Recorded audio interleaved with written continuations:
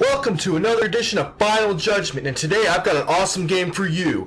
Bioshock for the Xbox 360. Folks, this game is classic, and I was truly impressed after playing it. This game is amazing, so with that said, let's get started. Bioshock is a survival horror first-person shooter. The plot of the game is that your plane crashes into the ocean and you make your way to an underwater city called Rapture. Remember running into that mansion in Resident Evil? Yeah. The game takes place in 1960, so the environment has sort of a 1950s vintage feel, and inside of Rapture, you'll find these wackos who are trying to kill you. Much like in Resident Evil, where you first step into that mansion, encounter your first zombie, and have no clue what's going on, Bioshock has a storyline that unfolds and becomes clear as the game progresses. The environment itself is similar to that of Resident Evil 2, where everything is torn up and there are dead bodies everywhere, so Rapture really reeks of death and destruction. Bioshock is no run-of-the-mill first-person shooter.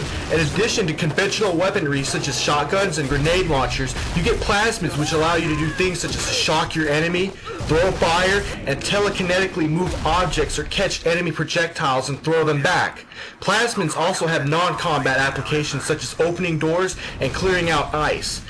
Each weapon can load various types of ammo, such as anti-personnel rounds, electric buck, or heat-seeking RPGs, and each enemy has a weakness which can be exploited using a certain type of ammo. The environment can also be exploited to your advantage. Enemies standing in water can be electrocuted, enemies standing in oil can be burned, and objects can be levitated and thrown. There are also various machines, such as turrets, cameras, and flying bots that can be hacked to work for you. Hacking has other purposes, such as opening safes and lowering prices at vending machines. Hacking involves creating a channel of connecting tubes that will allow liquid to flow from a starting point to an ending point, and this gets more challenging as the game progresses. And if you fail, you lose health. As you progress, the game gets harder and offers several ways for you to adapt to the progressing difficulty. The first way is through weapons upgrades, and throughout the game there are various stations that can be used to upgrade a weapon of your choice. In addition, you can research enemies by taking pictures of them, which will give you special abilities and damage bonuses. The core to getting stronger is through Adam. Throughout the game, you'll encounter these little girls roaming around being escorted by these big armored behemoths called Big Daddies. The girls, called Little Sisters, carry Adam, and in order to get to the Adam, you must kill the Big Daddy and then extract the Adam from the Little Sister. With Adam, you can purchase tonics which give you special abilities like taking less damage from enemies or making hacking much easier. You can purchase upgrades to make your life bar bigger or more slots for more upgrades and plasmids, giving you the ability to equip more enhancements. You can also purchase more powerful versions of plasmids, giving them more punch. In addition to purchasing, you can explore the area and find plasmids and tonics. Bioshock features extensive and very detailed levels teeming with enemies, so you'll have plenty of rooms to explore and enemies to kill. All in all, this game has about 15 hours of gameplay from start to finish. Overall, this game is awesome, and I feel Bioshock alone justifies buying a 360. The upgrading and getting stronger really deliver a sense of accomplishment, and the various options available that allow for a multitude of ways to approach different situations keep the game from getting stale and allow for every player to develop a unique style of play. I also appreciate the unique environment with its 1950s feel.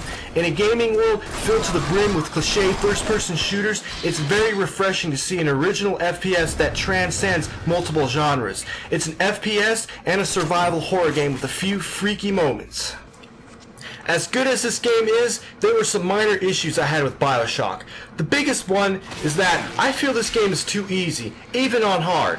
First off, when you die, you're just revived in a vitro chamber, which isn't much of a penalty, except that you have to go back to where you were, and in a few cases, dying can actually help if the vitro chamber is closer to your objective than your current position. I also feel that there's an overabundance of ammo and money in the game, and you're not required to budget your ammo and other goods like in many Resident Evil games. The final boss is also a pushover, and I beat him easily on my very first try. My other complaint is that I felt a 4-round capacity for the shotgun was a bit too low. Now that doesn't detract from the game in any significant way, but it was something that I didn't like regardless. In any case, you need to get this game.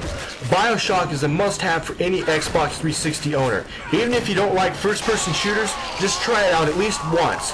This game is an absolute classic, and that's all I have to say about Bioshock. That concludes this presentation, and I'll see you next time.